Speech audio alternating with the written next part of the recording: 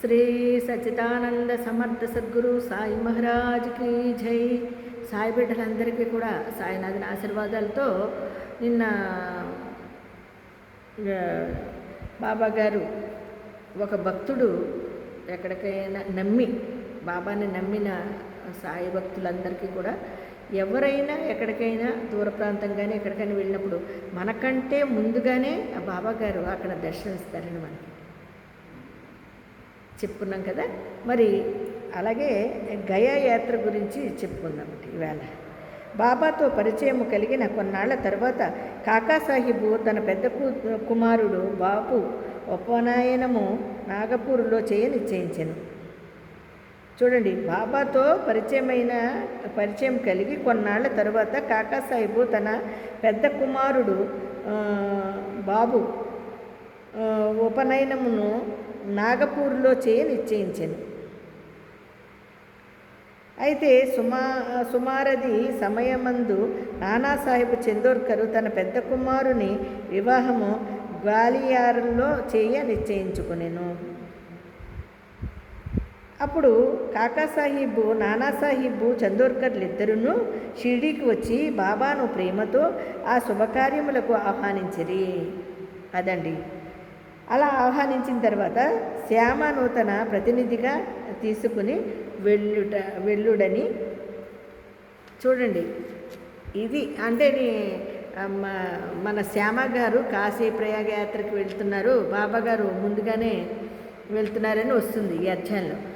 చూడండి ఏ విధంగాను వాళ్ళు కాకాసాహిబ్ గారు నానాసాహిబ్ చందోర్కర్లు ఇద్దరును షిర్డీకి వచ్చి బాబాను ప్రేమతో అంటే ఈయన ఉపనయనం ఉంది కదండి వాళ్ళ బిడ్డలకి, దానికి రమ్మని చెప్పి పిలవడానికి వెళ్తారు. పెద్ద కుమారుని వివాహానికి ఉపనయనానికి వీళ్ళిద్దరూ వెళ్తారేమండి. కాకాసాహిబును నానాసాహిబు చందోర్కర్లు ఇద్దరు కూడా షిర్డీ వచ్చి బాబాకి ప్రేమతో కార్డు ఇచ్చి నువ్వు వీటికి రావాలి అంటారనమాట. చూడండి, అన్నప్పుడు ఈయన ఏం చేస్తారండి, బాబా గారు శ్యామని పంపిస్తారు తన ప్రతినిధిగా దీనిని తీసుకుని వెళ్ళాడని. శ్యామను తన ప్రతినిధిగా తీసుకుని వెళ్ళుడని బాబా నుడివెను. బాబా చెబుతారు, నా బదులు శ్యామ వస్తాడు అని. తామే స్వయముగా రావలసినదని బలవంతం పెట్టగా బాబా వారికి శ్యామను తీసుకుని పోవలసినదనియు కాశీ ప్రయాగ యాత్రలో ముగిసేసరికి నేను శ్యామ కంటే ముందుగానే గయలో కలుసుకునేదానని చెప్పాను. అదండి, వాళ్ళు ఆహ్వానించారు, బాబా గారు వస్తానన్నారు. లేదు మీరు వచ్చి తీరాలి, శ్యామను పంపుతానంటే ఏమంటారు బాబా గారు? వాళ్ళు ఏమంటారు, బాబా నువ్వు వచ్చి తీరాలంటారు. లేదు నేను మీకన్నా ముందే నేను అక్కడికి వస్తాను, నేను వచ్చి కలుస్తాను అనే చెప్తారు. కాశీ ప్రయాగ యాత్రలు ముగిసేసరికి నేను శ్యామ కంటే ముందుగానే, శ్యామ బయలుదేరే కన్నా ముందుగానే నేను గయలో కలుసుకునేదాను అని చెప్పాను. ఈ మాటలు గుర్తుంచుకొనవలెను, ఏలనా అవి బాబా సర్వవ్యాపి అని నిరూపించును. అదండి ఇక్కడ మనం బాగా గుర్తుంచుకోవాల్సిన విషయం ఏంటంటే, చూసారా బాబా గారు అన్న విషయము, నేను శ్యామ కన్నా ముందు గయలోకి వస్తాను అని చెప్పినవి. బాబా వద్ద సెలవు పుచ్చుకొని శ్యామ నాగపూరు గ్వాలియరు నిశ్చయించాను. అచ్చట నుండి కాశీ ప్రయాగ గయా పోవాలనుకునేను. అప్పాకోతే అతని వెంట నిశ్చయించాను. శ్యామగారు బయలుదేరారు.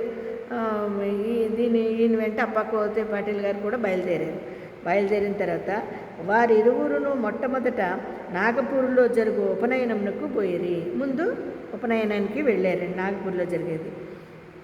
కాకాసాహిబ్ దీక్షిత్ శ్యామకు 200 రూపాయల ఖర్చుల నిమిత్తము కానుకగానిచ్చాను.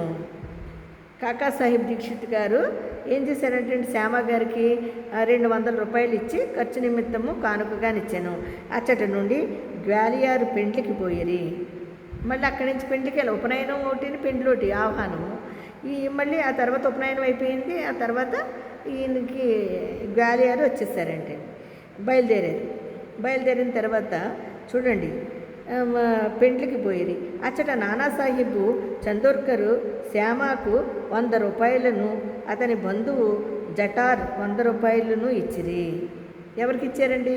నానా సాహెబ్ గారు, చాందోర్కరు శ్యామకు మళ్ళీ ఇద్దరు మళ్ళీ చెరో 100 ఇచ్చారండి. ఇచ్చిన తర్వాత అక్కడ నుండి శ్యామ కాశీకి వెళ్ళాను. అప్పుడు శ్యామ ఏం చేశాడు? మళ్ళీ కాశీకి వెళ్ళి అక్కడి నుండి జటారు యొక్క అందమైన లక్ష్మీనారాయణ మందిరంలో అతనికి గొప్ప సత్కారము జరిగాను. అక్కడి నుంచి జటారు వెళ్ళారంటండి. అక్కడ అమ్మవారిది లక్ష్మీనారాయణ మందిరం ఉందంట. ఆ మందిరానికి వెళ్ళి అక్కడ ఆయనకి ఆ మందిరంలో సత్కారం జరిగిందంటండి శ్యామ గారికి. అచ్చడి నుండి శ్యామ అయోధ్యకు పోయాను. మళ్ళీ అక్కడి నుంచి అయోధ్యకు వెళ్ళారట. అచ్చట జటారు మేనేజరు శ్రీరామ మందిరమును ఆహ్వానించి మర్యాద చేశాను. అక్కడ కూడా ఈయనకి చాలా మర్యాదలు, ఆ గుళ్ళకి వెళ్ళడము, అక్కడి నుంచి అక్కడ శ్రీరాముని మందిరంలో ఆహ్వానించి వాళ్ళు కూడా ఈయనకి మర్యాద చేశారంటండి. వారు అయోధ్యలో 21 రోజులు ఉండిరి, కాశీలో 2 మాసములు ఉండిరి. అక్కడ నుండి గయకు పోయిరి.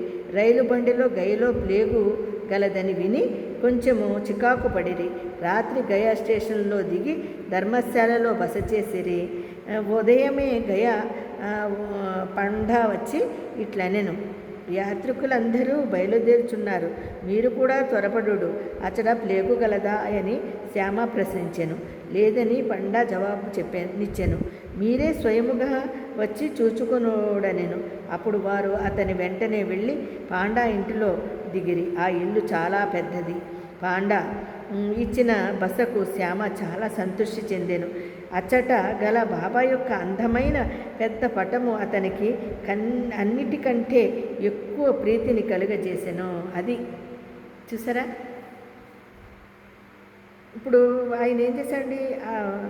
ఇప్పుడు ఆహ్వానించారు, మర్యాద చేశారు. అందరూ అక్కడ శ్రీరామ మందిరానికి ఆహ్వానించిన మర్యాద చేశారు. వారు అయోధ్యలో 21 రోజులు ఉండిరి, కాశీలో 2 మాసాలు ఉండిరి. అక్కడి నుంచి గై వెళ్ళిపోయారు. రైలు బండిలో గైలో ప్లేగ్ ఉందని తెలిసింది ఆయనకి. కొంచెం చికాకు అనిపించింది. అయితే రాత్రి గయ స్టేషన్లో దిగి ధర్మశాలలో బస్ చేసి ఉదయమే గయ పాండా వచ్చి ఇట్లనేను. పాండా అంటే భక్తుడు. ఆయన కూడా వచ్చే యాత్రికులందరూ బయలుదేరుచుండగా మీరు కూడా త్వరపడండి, అటు వెళ్ళొద్దు, అక్కడ ప్లేగ్ జ్వరం ఉంది అన్నాడు. శ్యామ ప్రశ్నించాను. లేదని పండా జవాబిచ్చాను. అక్కడ కూడా ప్లేగ్ జ్వరం ఉందా అని ప్రశ్నించాడటండి. ఎక్కడ? ధర్మశాలలో బస చేసేది. ఉదయమే గయ పాండా వచ్చి ఇట్లా నేను భక్తుడు వచ్చి అంటాడు. అతనికి ఆశ్రయం ఇస్తారండి వీళ్ళకి, శ్యామకి వాళ్ళకి. అసలు ప్లేగ్ కలదా అని శ్యామ ప్రశ్నించాను. లేదని పాండా జవాబిచ్చాను. మీరే స్వయముగా వచ్చి చూసుకొనుడు. అప్పుడు వారు అతని వెంటే వెళ్ళి పాండా ఇంట్లో దిగిరి. సరే మా ఇంటికి వచ్చేయండి, అక్కడ వేరే చోట ప్లేగు ఉంది కాబట్టి మా ఇంటికి రండి అంటే సరే అని ఈ పాండా అనే అతని ఇంటికి శ్యామ గారు వాళ్ళు వెళ్తారు బస్ చేయడానికి. వెళ్ళిన తర్వాత ఆయన ఇంట్లోని చూడండి, అంతా చూస్తే ఆయన ఇల్లు చాలా పెద్దదంట. అయితే ఆ పెద్ద ఇంట్లోని ఇలా చూసేసరికి బాబా గారి పట్టం కనిపించింది. నేను ఆయనకన్నా ముందు వస్తాను, మీరు వెళ్ళమన్నారు కదా బాబా గారు. ఆ విధంగా పెద్ద పట్టము అక్కడ బస చేసేది. పెద్ద పాండా ఇచ్చిన బసకు శ్యామ చాలా సంతృష్టి చెందాను. అచ్చట గల బాబా యొక్క అందమైన పెద్ద పటము అతనికి అన్నిటికంటే ఎక్కువ ప్రీతిని కలుగజేశాను, సంతోషాన్ని ఇచ్చిందంటండి. అది ఇంటికి ముందు భాగములో మధ్య నమర్చబడి ఉండేను. దీనిని చూసి శ్యామ మైమరిచెను. కాశీ ప్రయాగ యాత్రలో ముగిసేసరికి నేను శ్యామ కంటే ముందుగానే గయకుపోయేదను అను బాబా పలుకులను చెంతికి తెచ్చుకునేను. కండ్ల నీరు గమ్మెను. ఆనందంతో ఆయన చెప్పారు కదా బాబా గారు, శ్యామ కన్నా ముందు నేనే అక్కడికి వస్తానని. ఆ విధంగా ఆయన ఈ ఆనంద బాష్పాలతో బాబా చెప్పినట్టుగానే జరిగింది. నాకన్నా ముందు బాబా గారే ఇక్కడ వచ్చారని ఆయన ఆనందంతో శరీరము గగురు పొడిచెను, గొంతుకు యాడ్చుకుని పోయాను. అతడు వెక్కి వెక్కి ఏడవసాగాను. ఆ పట్టణములో ప్లేగు జాడ్యం గలదని భయపడి ఏడ్చుతున్నాడేమో అనుకున్నారంటే. బాబాగారు పటం చూసి ఆనందంతో ఉప్పొంగిపోతున్న అతని శరీరము గగుర్పాటు చెంది ఆనందంతో అసలు అది తలుచుకున్నప్పుడు బాబా చెప్పిన పలుకుల్ని జప్తి తెచ్చుకున్నప్పుడు ఆనందం వచ్చిందండి. ఆనందంతో అలాగ అనిపిస్తుందండి నిజంగా. ఆయన అంటే వీళ్ళేమనుకున్నారండి, పైన చూస్తున్న వాళ్ళు అందరికీ ఆ అనుభవం రాదు కదా. ఈయన ఏదో ప్లేగు జాడ్యం ఉంది కదా, దానికి భయపడి ఏమన్నా ఈయన ముందుగానే కంగారు పడిపోయి ఏడ్చేస్తున్నాడు అనుకున్నారు. ఆవిడ పాండాను బాబా పటం ఎక్కడి నుంచి తెచ్చామని శ్యామ అడిగాను. అప్పుడు పాండా తన ప్రతినిధులు 200-300 మంది మన్మాడులో పుణాతాంబేలోను గలరనియు చూడండి. ఆయన చెప్తున్నాడు, నాకు కొంతమంది స్నేహితులు ఉన్నారు. అక్కడ వారు ఏం చేశారంటే గైకిపోయి యాత్రికులకు మంచి చెడ్డలు అంటే పూణాతాంబేలోని గలరనియు వారు గయకుపోయే యాత్రికులను మంచి చెడ్డలు చూసేదరనియు వారి వల్ల బాబా కీర్తిని విని బాబా దర్శనము 12 ఏండ్ల క్రిందట చేసేదననియు చెప్పాను. షిరిడీలో శ్యామ ఇంటిలో వేలాడుచున్న బాబా పటమును చూచి దానిని నిమ్మని కోరితిననియు బాబా అనుజ్ఞ పొంది శ్యామ దానిని తనకిచ్చననియు చెప్పాను.